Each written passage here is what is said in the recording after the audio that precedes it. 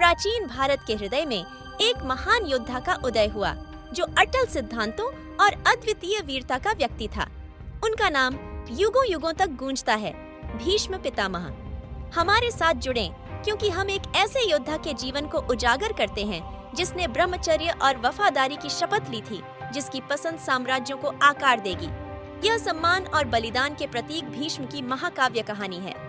समय की रेत पर अंकित नाम भीष्म पितामह की उल्लेखनीय यात्रा से मंत्रमुग्ध होने के लिए तैयार हो जाइए। भीष्म शांतनु और उनकी पहली पत्नी गंगा, जो एक नदी देवी हैं, के एकमात्र जीवित पुत्र थे। पौराणिक कथा के अनुसार शांतनु शिकार की यात्रा पर थे, तभी उन्हें गंगा नदी के तट पर एक सुंदर स्त्री दिखाई दी। उसे उससे प्यार हो गया और उसने उससे शादी करने के लिए कहा। महिला उसके प्रस्ताव पर सहमत हो गई, लेकिन एक शर्त के साथ कि वह कभी भी उसके कार्यों पर सवाल नहीं उठाएगी और यदि यह शर्त तोड़ी गई तो वह उसे छोड़ देगी। शांतनु ने इसे स्वीकार कर लिया और उसके साथ सुखी वैवाहिक जीवन व्यतीत किया। हालांकि जब बच्चा पैदा होता था तो रानी उसे गंगा नदी में बहा देती थी। एक एक करके 7 पुत्र पैदा हुए और डूब गए, जबकि शांतनु अपनी प्रतिबद्धता के कारण चुप रहे। जब वह 8वें बच्चे को नदी में फेंकने वाली थी तो शांतनु ने खुद को नियंत्रित करने में असमर्थ होकर उसे रोका और उसकी हरकतों के बारे में उससे पूछा। अपनी हालत खराब होने के कारण गंगा ने उसे त्यागने का निर्णय लिया। गायब होने से पहले उसने शांतनु से उसका उत्तराधिकारी लौटाने का वादा किया। गंगा ने अपने पुत्र का नाम देवव्रत रखा और उसे विभिन्न लोकों में ले गईं, जहां उसका पालन पोषण हुआ और कई प्रतिष्ठित ऋषियों ने उसे प्रशिक्षित किया। बृहस्पति और शुक्राचार्य ने देवव्रत को राजाओं के कर्तव्य और अन्य शास्त्रों की शिक्षा दी। ऋषि वशिष्ठ और च्यवन ने देवव्रत को वेद और वेदांगों की शिक्षा दी। संत कुमार, भगवान ब्रह्मा के सबसे बड़े पुत्र, ने देवव्रत को मानसिक और आध्यात्मिक विज्ञान सिखाया। मार्कंडेय, भृगुवंश के मृकंदु के अमर पुत्र, जिन्होंने भगवान शिव से चिर यौवन प्राप्त किया, ने देवव्रत को यति के कर्तव्यों की शिक्षा दी। परशुराम, जमदग्नि के पुत्र, ने भीष्म को युद्ध में प्रशिक्षित किया। इंद्र, देवताओं के राजा, उन्होंने भीष्म को दिव्यास्त्र प्रदान किए। वर्षों बाद शांतनु गंगा के तट पर घूम रहे थे और उन्होंने देखा कि नदी का पानी उथला हो गया है। उन्होंने देखा कि एक युवक तीरों से बने बांध से पानी की धारा को रोक रहा है। समानता के कारण शांतनु ने अपने पुत्र को पहचान लिया और गंगा से उसे लौटाने की प्रार्थना की। गंगा युवा रूप में प्रकट हुई और अपने वचन के अनुसार अपने पुत्र को शांतनु को सौंप दिया। युवा देवव्रत को गंगा दत्त के नाम से जाना जाता था, क्योंकि उन्हें गंगा ने सौंप दिया था। देवव्रत को उत्तराधिकारी बनाया गया और नागरिक उनकी दिव्य पृष्ठभूमि और योग्यता के कारण उनसे प्यार करते थे। इस बीच शांतनु जंगल में गए और सत्यवती नाम की एक मछुआरे से मिले, जो यमुना पार करने वाली नावों का संचालन करती थी। उसे उससे प्यार हो गया और उसने उसके पिता से शादी के लिए उसके लिए हाथ मांगा। हालांकि मछुआरे प्रमुख ने कहा कि वह तभी सहमत होंगे जब शांतनु सत्यवती से पैदा हुए पुत्र को उत्तराधिकारी बनाने का वादा करेंगे। शांतनु ने प्रस्ताव अस्वीकार कर दिया, क्योंकि वह पहले ही देवव्रत को सिंहासन देने का वादा कर चुके थे और महल लौट आए। वह किसी भी संगति से दूर रहने लगा और अपना समय बिस्तर पर दुख और अकेलेपन में बिताने लगा। देवव्रत ने अपने पिता के दुख को देखा और एक मंत्री से इसके पीछे का कारण जाना। देवव्रत तुरंत मछुआरों के मुखिया की कुटिया में पहुंचे और उनसे सत्यवती के लिए प्रार्थना की, लेकिन मछुआरों के मुखिया ने अपनी पूर्व स्थिति दोहराई। अपने पिता की खुशी और खुशी के लिए देवव्रत ने सिंहासन पर अपना अधिकार छोड़ दिया और सत्यवती के पुत्र को राज्य के सिंहासन पर बिठाने का वादा किया। सत्यवती के पिता आश्वस्त नहीं थे, क्योंकि उनका दावा था कि सिंहासन के अधिकारों को लेकर सत्यवती के बेटे और देवव्रत के बच्चों के बीच विवाद पैदा होने की संभावना थी। उन्हें संतुष्ट करने के लिए देवव्रत ने आजीवन ब्रह्मचर्य का व्रत लिया। इस प्रकार उन्होंने स्वयं को वैवाहिक जीवन के सुखों से वंचित कर दिया। देवताओं ने स्वर्ग से फूलों की वर्षा की और भयानक प्रतिज्ञा लेने के कारण उन्हें भीष्म के नाम से जाना जाने लगा। मछुआरे की सहमति से भीष्म सत्यवती को रथ पर बिठाकर उसके पिता के पास ले गए और अपनी प्रतिज्ञा के बारे में बताया। एक प्यारे पिता शांतनु ने उन्हें इच्छा मृत्यु का वरदान दिया, यानी उनकी मृत्यु के समय पर नियंत्रण। शांतनु और सत्यवती ने जल्द ही शादी कर ली और 2 बच्चे चित्रांगद और विचित्रवीर्य पैदा हुए। जब विचित्रवीर्य बड़े हुए तो भीष्म ने काशी साम्राज्य की राजकुमारियों अंबा, अंबिका और अंबालिका को लाने और उनसे विवाह करने का फैसला किया। भीष्म राज्य में पहुंचे और उन राजकुमारियों का बलपूर्वक अपहरण कर लिया जो स्वयंवर में अपना जीवन साथी चुन रही थीं। शाल्व या सौबाला साम्राज्य के शासक और अंबा के प्रेमी शाल्व ने भीष्म को रोकने का प्रयास किया, लेकिन असफल रहे। हस्तिनापुर पहुंचने पर अंबिका और अंबालिका विचित्रवीर्य से विवाह करने के लिए सहमत हो गईं, जबकि अंबा ने भीष्म को शाल्व के प्रति अपने प्रेम के बारे में बताया। उसकी भावनाओं के बारे में जानकर भीष्म ने अंबा को सौबाला साम्राज्य में भेज दिया। उद्योग पर्व में अंबा के साथ साथ भीष्म और परशुराम के बीच युद्ध के बारे में भी बताया गया है। जब अंबा ने शाल्व से विवाह करने का अनुरोध किया तो उसने यह कहते हुए उसे अस्वीकार कर दिया कि वह स्वयंवर के दौरान पहले ही अपमानित हो चुका है। उसने उससे यह भी कहा कि वह उस महिला को स्वीकार नहीं कर सकता जिसे किसी अन्य पुरुष ने जीता हो। एक संस्करण से पता चलता है कि अंबा के हस्तिनापुर लौटने के बाद भीष्म ने विचित्रवीर्य से उससे शादी करने के लिए कहा, लेकिन उन्होंने उससे शादी करने से इनकार कर दिया क्योंकि वह किसी अन्य पुरुष से प्यार करती थी। उसे स्वीकार करने के लिए कोई नहीं होने के कारण अंबा ने अपने दुख के लिए भीष्म को दोषी ठहराया और उससे बदला लेना चाहती थी। वह कई राज्यों के राजाओं के पास गई और उन्हें भीष्म को मारने के लिए मनाने की कोशिश की, लेकिन उनमें से कोई भी सहमत नहीं हुआ। कुछ ऋषियों द्वारा सलाह दिए जाने के बाद वह भीष्म के गुरु परशुराम से मिली और उन्हें अपनी मदद करने का वचन देने में सफलतापूर्वक मना लिया। परशुराम ने कुरुक्षेत्र जाकर भीष्म को मिलने का संदेश भेजा। भीष्म उस स्थान पर पहुंचे और अपने शिक्षक को अपनी सेवा प्रदान की। स्थिति को हल करने की इच्छा से परशुराम ने उसे अंबा से विवाह करने का आदेश दिया, यह बताते हुए कि यह उसका कर्तव्य था। हालांकि भीष्म ने उन्हें अपनी प्रतिज्ञा याद दिलाते हुए इससे इनकार कर दिया। इससे परशुराम क्रोधित हो गए और उन्होंने भीष्म को जान से मारने की धमकी दी। भीष्म ने उन्हें शांत करने की कोशिश की, लेकिन वह असफल रहे। दोनों में अपने शब्दों की रक्षा करते हुए तीव्र युद्ध शुरू हो गया।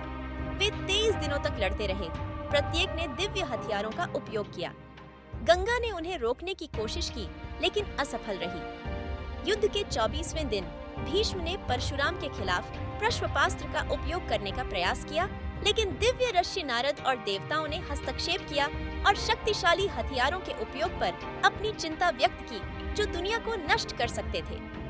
परशुराम ने संघर्ष समाप्त कर दिया और युद्ध को गतिरोध घोषित कर दिया गया।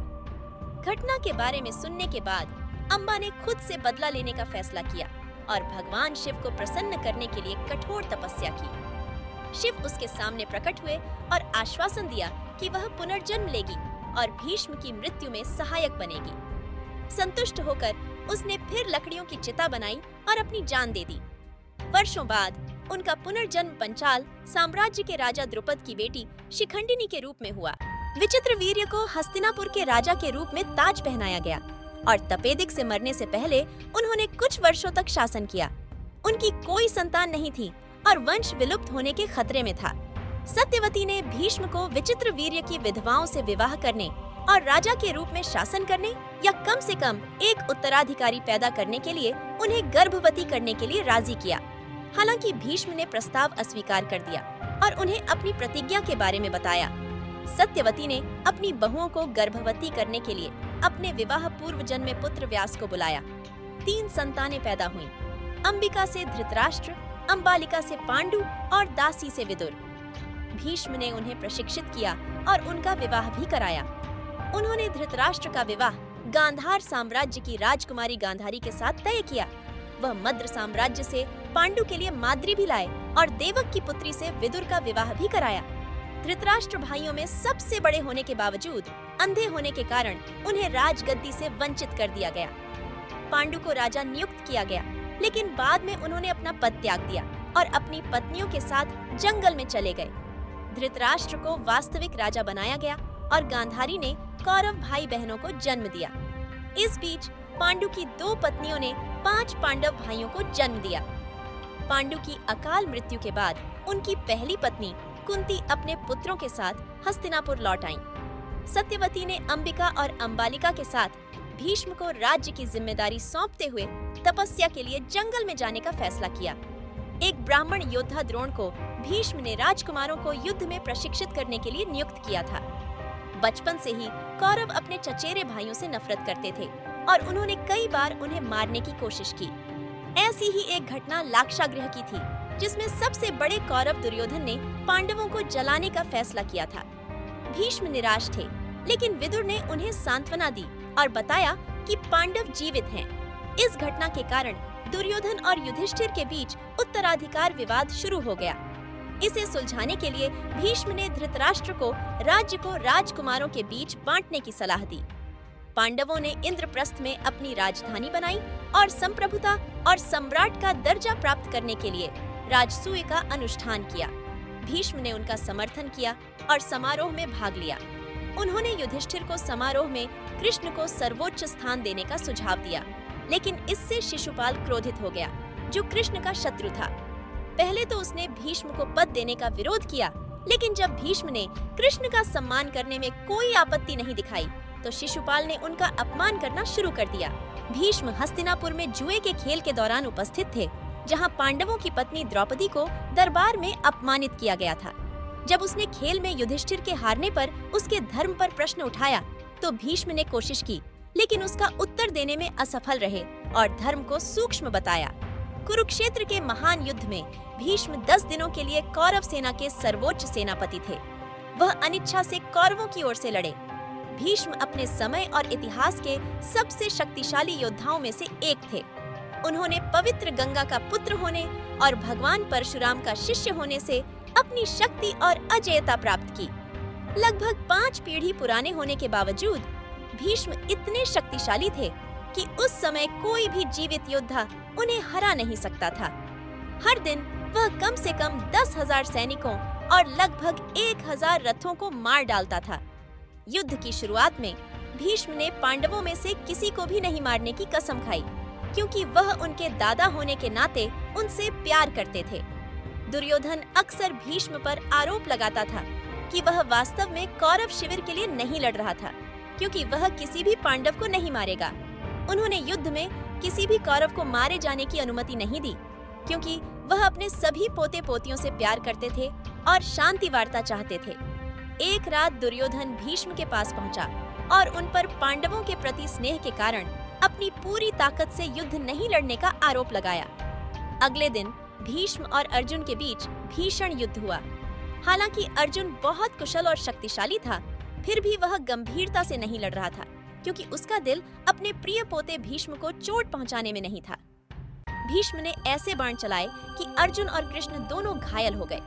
इससे क्रोधित कृष्ण ने, जिन्होंने पहले ही युद्ध में हथियार न उठाने की कसम खाई थी, रथ का पहिया उठा लिया और भीष्म को धमकी दी।